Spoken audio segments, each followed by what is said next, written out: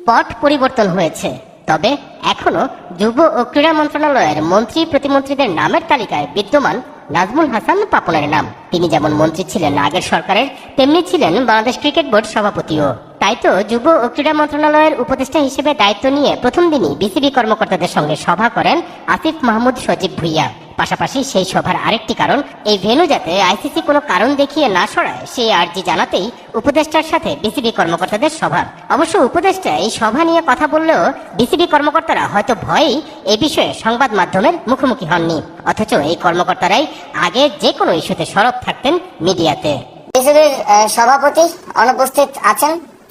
অবশ্যই একটা ফেডারেশনকে ওয়ার্ক করতে হইলে তার সবগুলো অর্গান ঠিকভাবে ভালোভাবে কাজ করতে হয়। সভাপতির মতো গুরুত্বপূর্ণ দায়িত্বে যিনি আছেন তিনি অনুপস্থিত আছেন। কিন্তু বিসিবি যেহেতু একটা অটোনমাস ফেডারেশন আইসিসির অধীনে, তো এই বিষয়ে আমরা সিদ্ধান্ত নিতে পারবো না। আমরা সাজেস্ট করেছি যারা বিসিবির ডাইরেক্টরস আছেন তারা এই বিষয়ে লিগালি কিভাবে আইসিসির লিগ্যাল ফ্রেমওয়ার্কের মধ্য থেকে কিভাবে এই বিষয়টি সমাধান করা যায় এবং অন্তর্বর্তীকালীন সময়ের জন্য কাউকে নিয়োগ করা যায় কিনা সে বিষয়ে তারা আমাদেরকে পরবর্তীতে রিপোর্ট করবেন এবং এই বিষয়ে আমরা প্রসিজারটা চালু রাখবো। নাইট টি-20 বিশ্বকাপের বিষয়ে আমরা বিসিবির সাথে কথা বলেছি।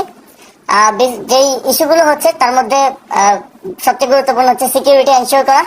সিকিউরিটি এনশিওর করার ব্যাপারে স্টেট লেভেল থেকে কিছু কাজ করার ব্যাপার আছে জাতীয় ক্রীড়া পরিষদের। এছাড়াও প্রথম দিন দায়িত্ব নিয়ে মন্ত্রণালয়ের কর্মকর্তা কর্মচারীদের সঙ্গেও পরিচিতি সভা করেন যুব ও ক্রীড়া উপদেষ্টা, যেখানে নেওয়া সিদ্ধান্তগুলো জানান তিনি।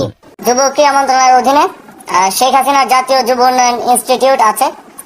আমরা এটার নাম পরিবর্তন করতে চাই, যেহেতু বাংলাদেশে একটা ম্যাসাকারের সাথে শেখ হাসিনার নাম জড়িত আছে এবং হাজার সহস্র ছাত্র জনতা মারা গিয়েছে।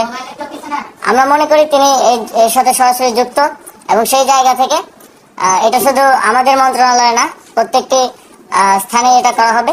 তো শেখ হাসিনা জাতীয় যুব উন্নয়ন ইনস্টিটিউটের নামটা আমরা পরিবর্তন করে বাংলাদেশ জাতীয় যুব উন্নয়ন ইনস্টিটিউট করছি এবং এই বিষয়ে প্রসেস চলমান থাকবে এবং দ্রুতই এটা কমপ্লিট হবে।